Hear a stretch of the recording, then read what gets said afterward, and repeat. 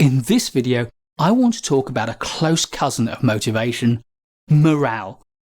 Morale is about motivation across a whole team rather than about motivating an individual. So what can you do as a manager, a supervisor, or team leader to boost the morale of your team?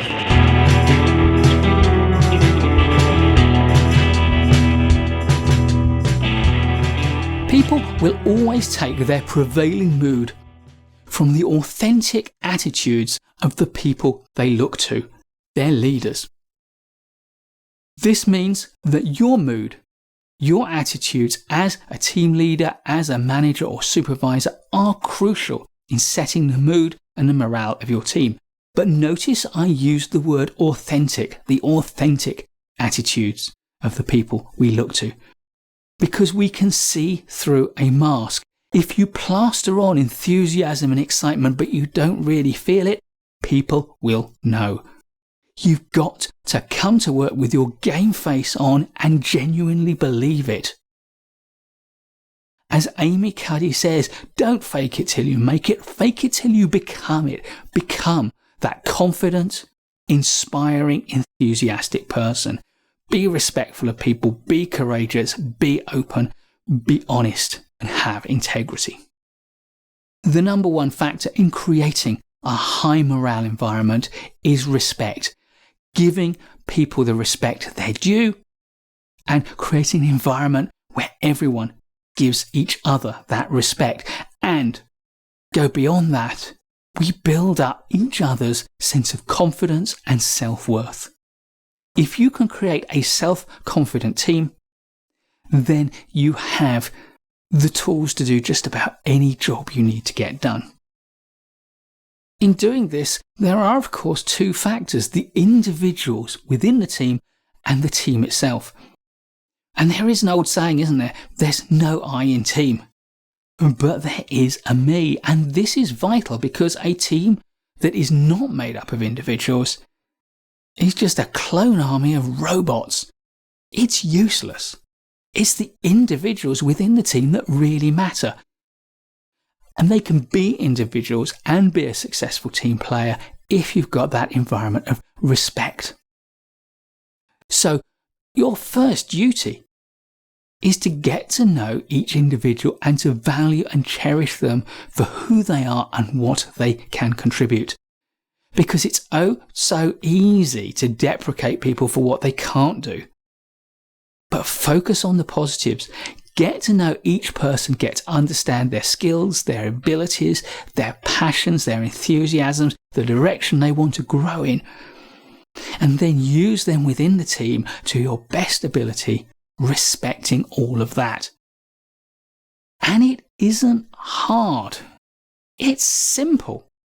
It's simple to speak to people, to get to know them. Yes, there will be people it's easier to speak with than others, but it is simple. But simple isn't easy in the sense that you've got to do that with every individual and you've got to do it constantly. Maintain your relationships. But here's the thing.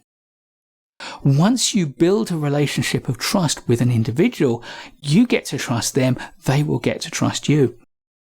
And we will do more for the people we like, we respect, and we trust than we will ever do for ourselves. So this is an investment in growing a team that wants to work with one another and wants to work with you. And the second factor is that team. You've got to develop a sense of team coherence.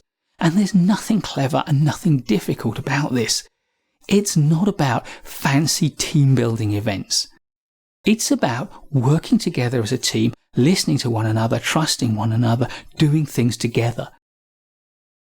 And if you want to do social activities with your team, it really doesn't matter what it is as long as one key ingredient is there, the ability for everyone in the team to participate should they choose. If you choose an activity that people feel excluded from, then it won't build a sense of team coherence. If some people don't wish or choose to get involved, that's their choice, that's fine. But if they feel they can't get involved, then that's exclusionary. Do things together as a team. Regular meetings, simple traditions and rituals within the group. They may be exactly the same as the traditions and rituals that team has over there and that team has over there. It doesn't matter. It's the things we do together. We might buy cakes for one another on our birthdays. We might have a regular Monday meeting at 3 o'clock in the afternoon. It doesn't matter. Do things together as a team. Crucially, as a manager, it's also important how you handle setbacks. How do you cope with the adversities that the job throws at you? Do you crumble? Do you get angry? Do you get upset?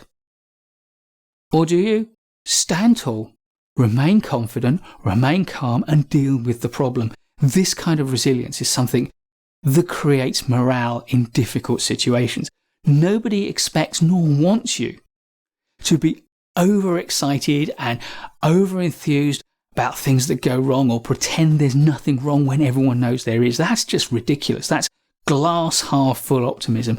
The optimism that counts is the optimism that says we have resources, we have relationships, we have abilities and skills and talents, and we will bring those together to work on the problem and to resolve it as best we can.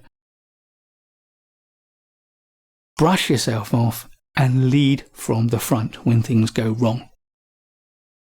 In addition to that optimism that looks for opportunities to fix things, there are 3 other really valuable attitudes that you can display in times of adversity to build the morale of a team that might otherwise be flagging. And the first is adaptability and flexibility. The ability to change direction, to try new things, to test things out. It's about knowing what the end goal is, sticking to that, but being prepared to change your approach when you find things aren't working. To say, we've done it this way many times before, but it's not working, we're going to try something else. Secondly, there's recognition and appreciation for the contributions team members make. It's very easy when things are going wrong to get all businesslike and focus on getting stuff done and let the relationships you have with your team members simmer down. But a kind word here and a nod there that recognises someone's contribution and thanks them goes an awful long way, particularly under pressure. And the third attitude is one of gratitude for what you have rather than moaning about what you don't. Yes, you'd like all these resources, all that equipment to help you solve the problem, but you don't have them. But what you do have is something to be grateful for. So focus on the positives. That's not to say you should pretend there aren't negatives, but be grateful for what you've got and help the team to see that what they've got is better than not having what they've got. So, team morale is about creating a motivational environment for a whole team. And it's down to you as the team leader, and it all follows from your attitude of respect for your team, your willingness to engage with each individual, your enthusiasm for building a sense of team, and the attitudes of optimism, gratitude, adaptability, and recognition that you bring to the situation. Please do give us a thumbs up if you like this video. There's loads more great management courses content to come, so please subscribe to our channel and hit the notification bell so you don't miss any of it. I'll look forward to seeing you in the next video, and in the meantime, keep learning.